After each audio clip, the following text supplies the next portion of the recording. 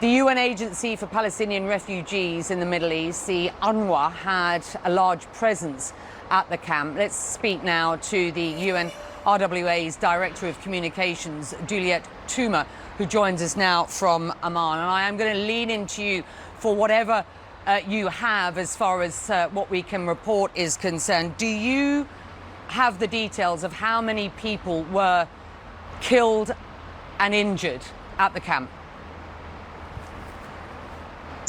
Becky, and good to speak to you, albeit the very, very bad circumstances. Look, what we do know is that this is the largest Palestine refugee camp in the Gaza Strip. Before the war, it was home to 125,000 people.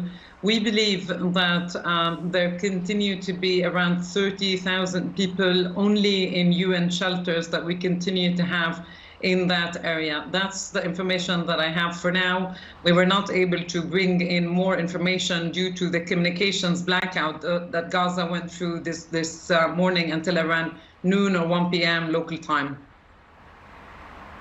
Yeah, and that's important to point out because we reported across the board of that blackout Friday going into Saturday, and clearly there has been another one this morning, making communications extremely difficult with those on the ground. The IDF has said that the strike targeted a Hamas commander and that collapsed tunnels were responsible for the scale of the devastation there.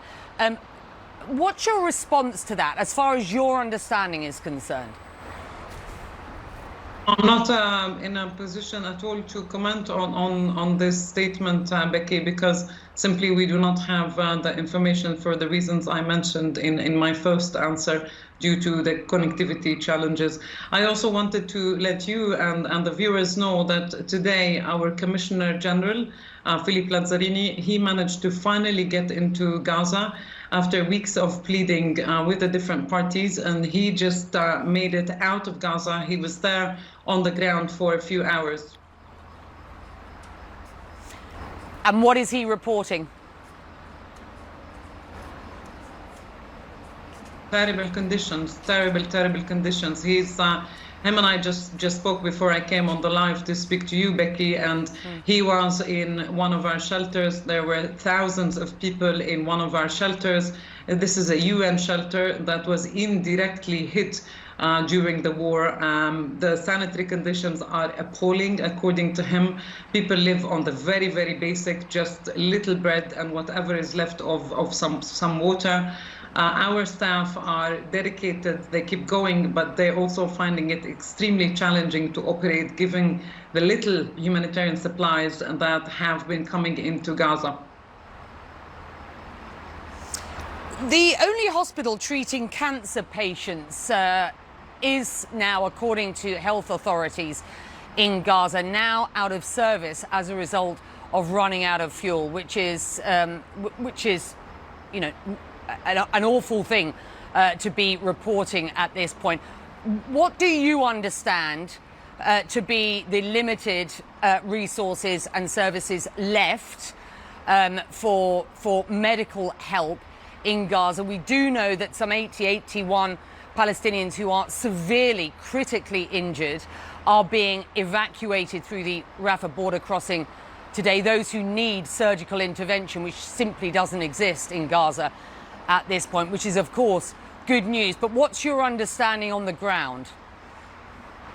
I mean, I'll tell you what I know about our own fuel situation. We are running out of fuel. We have had to ration.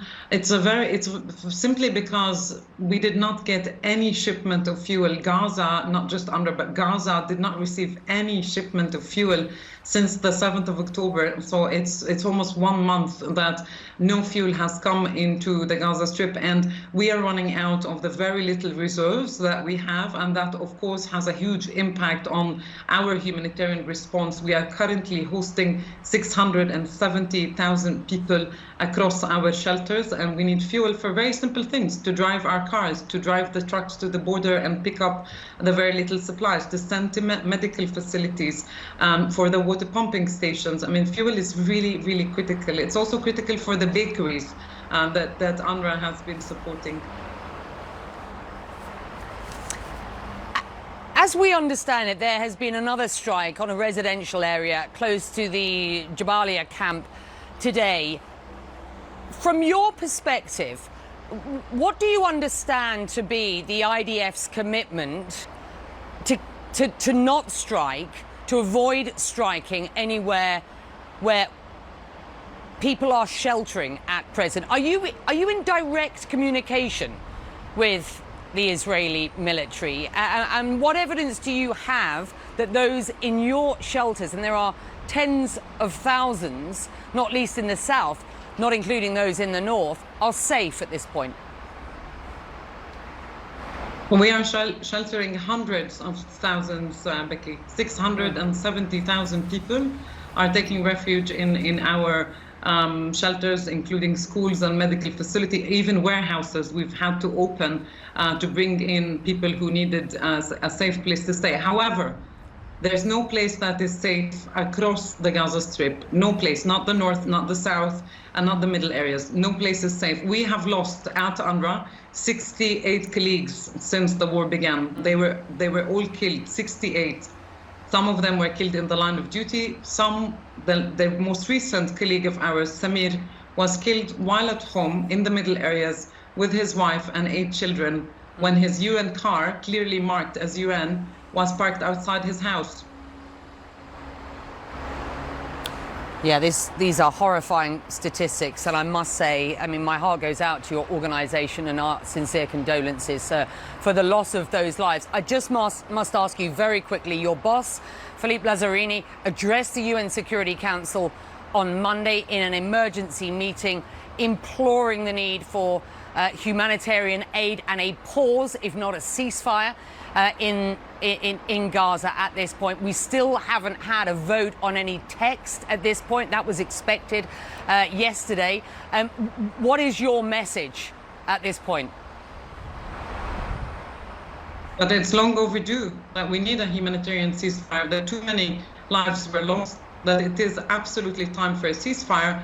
And it's also time to increase the number of trucks that are coming in, and to finally send fuel to the Gaza Strip, because UNRWA needs it for its largest humanitarian operation in the region. We need fuel. With that, we're going to leave it there. We thank you very much indeed for joining us. I know you're extremely busy. Important to get your message out.